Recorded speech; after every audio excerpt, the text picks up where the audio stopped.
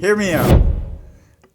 These are our theories, our thoughts, our musings about the film that we are discussing today, that being Django Unchained. I have one general idea. It's not really a theory. It's more so just this is what it means. Do you want to go first, or you want me to go first? I think mine's pretty badass. I'm gonna let you go first. Okay. Not that yours not badass. It's bad. It's not badass. When I was watching the movie, I realized that this is other than the fact that it's obviously a morality story revolving around racism and specifically racism in the history of America.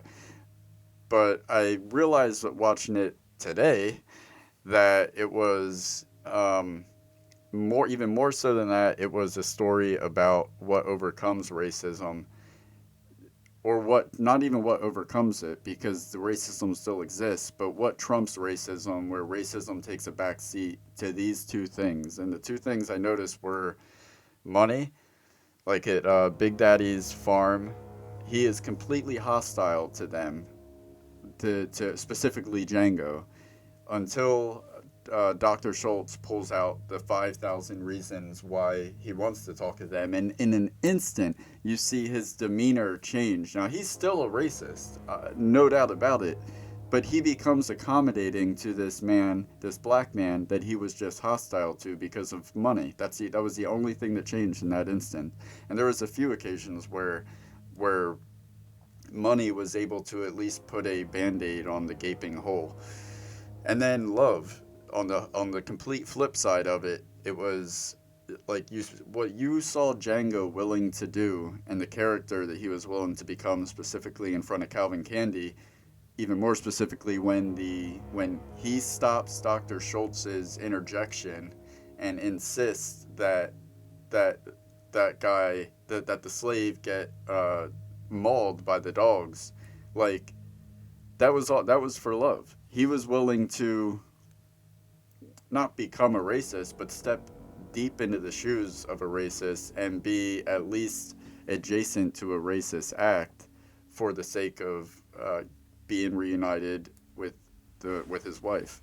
So that's what I took from it this go around. That it was more than just a story about racism, but that racism is really just a weak trait that could easily take a back seat to more um, to more positive virtues like love or um, surface level virtues like money.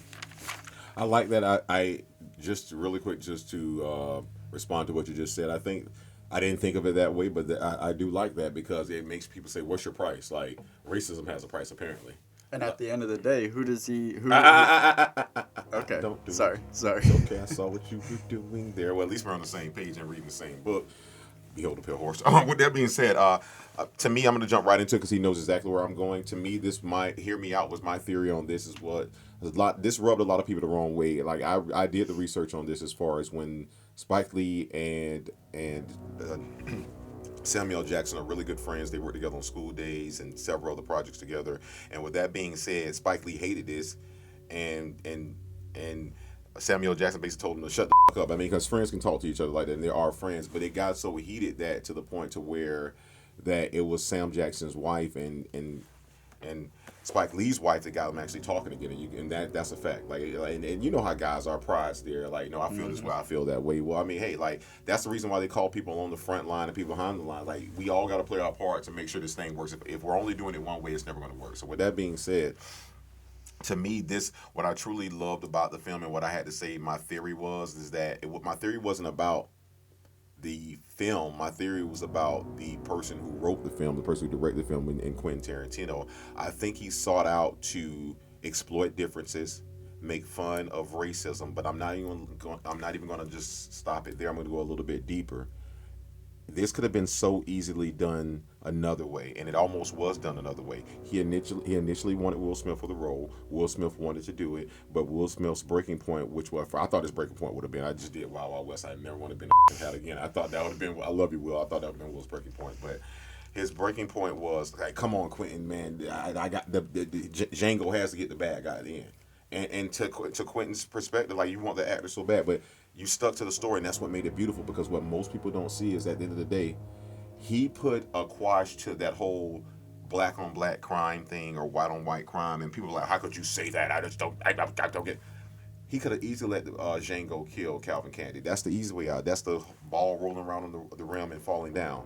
He showed you that crime is crime and murder is murder. A white man killed a white man, and a black man. The bigger payoff was seeing Django kill Steven. Yeah. Him killing Calvin is all right. It's a good movie. Him killing, no, you right where you belong, Steven. And then Christoph Waltz's character, Mr. Schultz, Dr. Schultz, like he literally despised this pig so much, and I mean pig only not from a police standpoint. I'm telling you, pig from he literally looked at Calvin Candy like he was a animal. And he didn't want to touch him. He was despised by him. He was like, well, if you insist, I shake your hand. So yeah, to me, that was my theory, that Quentin Tarantino went out of his way to say, okay, you know what, let's stop playing. If I'm a speaker, let's talk about it. If I'm a writer, let's write about it. He put it in your face. Yeah. So yeah, that's my theory.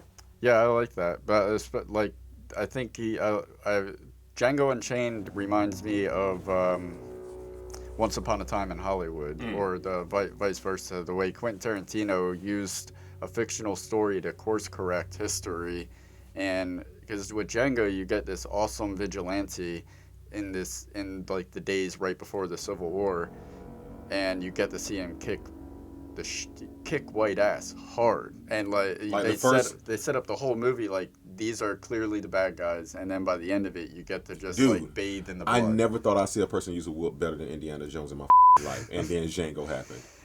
And then the same thing with Once Upon a Time in Hollywood. You're cheering for the murders at the end because he's course correcting history again, where they're killing the people that were that committed the Manson family murders. You get to watch them become the victims. So I think that's pretty cool. Yeah, definitely, man. So hey guys, those were our Hear Me Out's theories about Django Unchained. Man, we gotta change this to something there. Oh, my Hulkamaniacs. You gotta start giving me the Hulkamaniacs. You hear me, brother? Hear me out. Hear me out, man. Hear me out, man. Yeah. I like that. Here we go. Working while we're working.